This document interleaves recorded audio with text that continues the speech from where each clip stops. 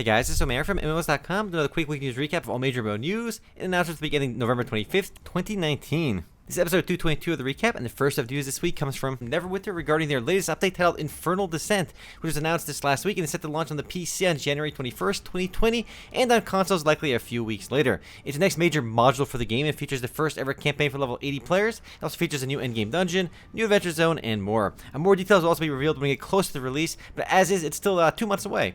Neverwinter is an action MMORPG based on the Forgotten Realms world of D&D, and remains the most popular MMORPG from Cryptic and Perfect World in the West, averaging about 1,300 or so players online on Steam alone.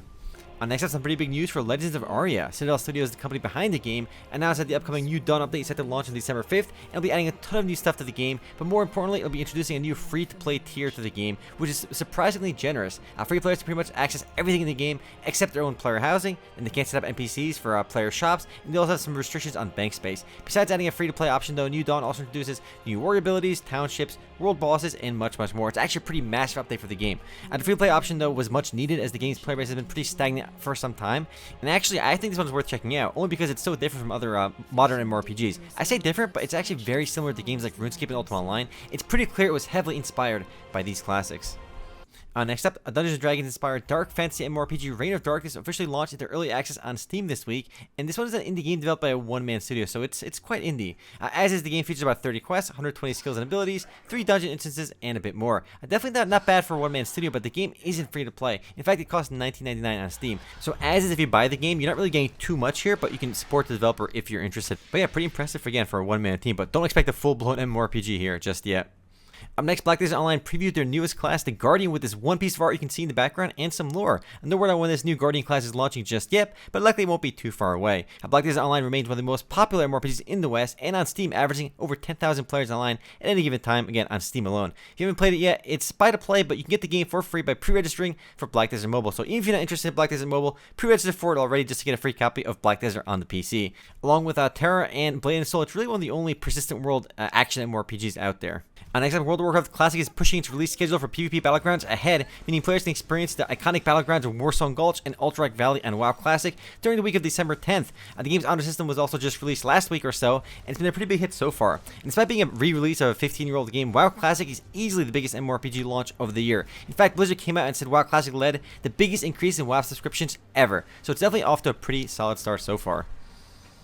Up next, some pretty unfortunate MMO industry news. Veteran MMORPG developer, designer, and producer for EverQuest, Brad McQuaid, passed away last week. He's also a director for Pantheon, Rise of the Fallen, a spiritual successor of sorts to the original EverQuest game. Now, EverQuest was a big deal in the MMORPG space. It was actually the game that kind of catapulted the MMORPG genre into the mainstream. I mean, Ultima Online in 1997 was probably the first successful commercial MMORPG, and in 1999, EverQuest basically catapulted the genre into the mainstream and expanded it quite a bit. And of course, afterwards, World of Warcraft came out and kind of exploded the genre even further. But EverQuest kind of holds a special place in my heart because it was really the second MMORPG I've ever played after Ultima Online, and I've actually played it for many years, and it's very sad to see one of the most iconic characters and designers in MMORPGs pass away. He died at a pretty young age too, I think in his early 50s, so rest in peace.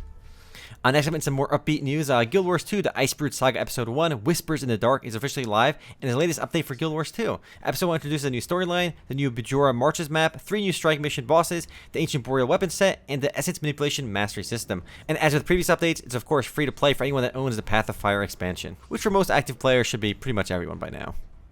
Up next, NCSoft revealed an in-house mobile emulator called Purple ahead of Lineage 2M's launch in South Korea. NCSoft basically wants people to be able to play Lineage 2M and other NCSoft titles on their PCs if they want to. We've long had emulators like BlueStacks and Nox, but imagine an emulator built specifically for NCSoft's own games will be much better optimized for those games. Lineage 2M is launching in South Korea at the end of the month, and the emulator will be available in the coming days. I expect it will be available in the West as well once Lineage 2M launches here too. Oh, and just heads up, I think we're going to be getting a lot more stuff like this, at least with some of the big mobile games. I think the biggest games will have their own PC clients for these mobile games or their own special emulators just to make them very easy to play on PC. Next up, a small bit of industry news. Superdata just released their latest worldwide digital games market report for October. And there really aren't too many interesting observations this month. League of Legends remains the #1 PC game in the world. World of Warcraft this week is in the top 10 because of the continuous strength of classic WoW. And Apex Legends had a bit of a strong showing this month as well, being in the top 10 for consoles and actually made about $45 million in just the month of October alone.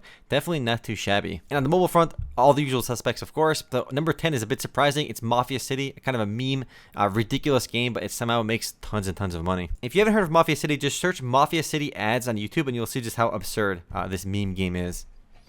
The next and last bit of news this week is from Jovty Worlds regarding Wild Terra 2. And yes, it's been a slow week this week. And apparently they're making a sequel to Wild Terra, a relatively obscure sandbox fantasy MMORPG. The first Wild Terra game is free to play on Steam right now, and averages just 40 or so players online at any given time. So it's definitely a smaller title. Much respect, though, for the guys behind this game, because it is a functional game, maybe a small indie team of about 4 people. Apparently the original Wild Terra game isn't shutting down either, and will be continuing to get updates, but that seems like a tough promise to keep if they're working on this new game as well. But Wild Terra 2 apparently promises a lot more, and you can see more about it on their official website. And they are doing a crowdfunding campaign too.